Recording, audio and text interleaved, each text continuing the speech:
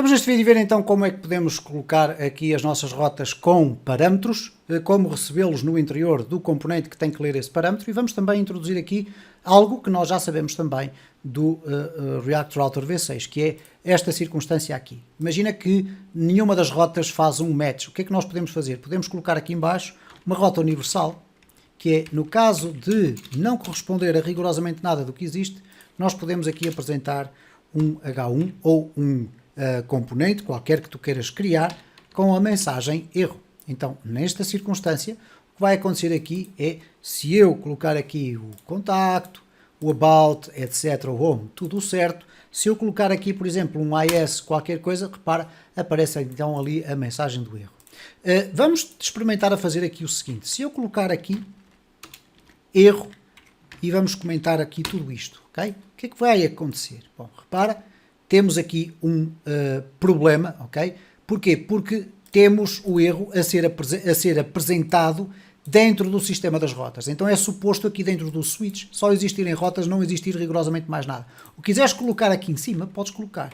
Isto é, se eu colocar aqui um HR, nós vamos ter a possibilidade de ver que o HR aparece ali por baixo da parte da navegação e, portanto, não há qualquer problema. A partir do momento em que defines o switch, dentro dele não deve existir mais nada a não ser as rotas, ok? Então, isto que aqui está, vamos retirar, vamos descomentar tudo isto que aqui está e repara o seguinte: se eu agora colocar aqui em baixo um HR e colocar aqui um footer, vamos colocar aqui um H3, por exemplo, footer, também não vai haver problema. Repara como aparece aqui o footer. Estarás neste momento a perguntar, bom, mas porquê que aparece ali o erro? Por uma razão simples, é que na nossa URL temos aquela expressão que não encontra equivalência. Então temos aqui o home, o contact, o about e o footer permanece ali. Pode obviamente também ser um componente a ser apresentado aqui, como já deves calcular. Não há nada de novo nisto. Como é que nós fazemos as nossas rotas com parâmetros? Bom, vamos usar aqui o about. Okay? Vamos pensar no seguinte: o about seria acerca de um usuário 1 ou um usuário 2. Então aqui no about nós vamos ter necessidade de ter aqui alguma lógica de programação. Neste caso vamos colocar aqui uma const usuários é igual a um array, e neste caso vamos até usar aqui um state, será mais interessante para mantermos a traça. Neste caso vamos fazer aqui um import. Vamos fazer a destruturação use state e neste caso é from React. No use state nós vamos fazer aqui um const, vamos criar aqui um array, vamos colocar aqui usuários, não vamos colocar o set usuário porque não vamos necessitar dele, vai ser igual a use state e aqui dentro vamos criar um array. Este array vai ter apenas dois usuários, vamos colocar aqui o João e vamos colocar aqui a Cristina. Okay? Agora aqui dentro o que nós vamos fazer aqui é o about e aqui no parágrafo nós vamos querer apresentar o usuário que foi selecionado. Ora, para isso nós vamos ter que passar aqui no about, vamos colocar aqui barra e depois vamos colocar dois pontos e depois um ID. Okay? Então esta expressão que aqui está passa a necessitar de ter não só o about, mas também ali o ID. O ID pode depois ser apanhado aqui da seguinte forma. Vamos fazer aqui o import. Aqui vamos importar do React Router DOM, por isso é que não dá para adicionar ali, porque este pertence ao React. Vamos colocar aqui o hook use params from React Router DOM. Okay? Ora, o use params pode ser usado da seguinte forma. Neste caso, eu vou colocar aqui um const. Vamos abrir aqui e fechar, é igual a use params. Ele vai buscar os parâmetros que existirem no React Router DOM.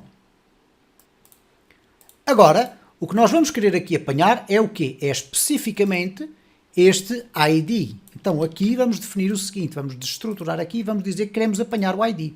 Aqui, o que é que nós vamos fazer? Eu quero ir buscar os usuários do ID.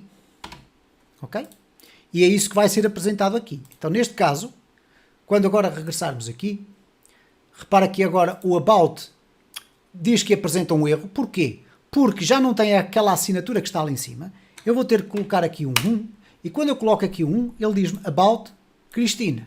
Quando eu coloco aqui um 0, eu vou ter o About João. Se eu não colocar um valor deste e colocar, por exemplo, o About 3, o sistema não vai crashar, vai pura e simplesmente ignorar, porque aqui, com aquele ID não existe nenhum elemento aqui nos usuários. Portanto, funciona exatamente da mesma forma como nós vimos na versão 6 do React Router. Portanto, como pudeste ver nestes curtíssimos vídeos sobre a versão 5, não existem diferenças substanciais, mas é importante perceberes que, em algumas circunstâncias, se aprenderes o React Router versão 6 e tiveres que fazer a manutenção de um React Router versão 5, vais eventualmente ter necessidade de consultar a documentação. E para isso é muito fácil. Vais aqui ao React Router, nas documentações, vamos aqui ao .com. Ele vai sempre, obviamente, mostrar o React Router versão 6, toda a área da documentação. Se quiseres ir para as versões anteriores, V4 e 5, clicas aqui e vais saltar para a área da documentação. Aqui tem Web e Native, por causa do React Native e o React para a Web.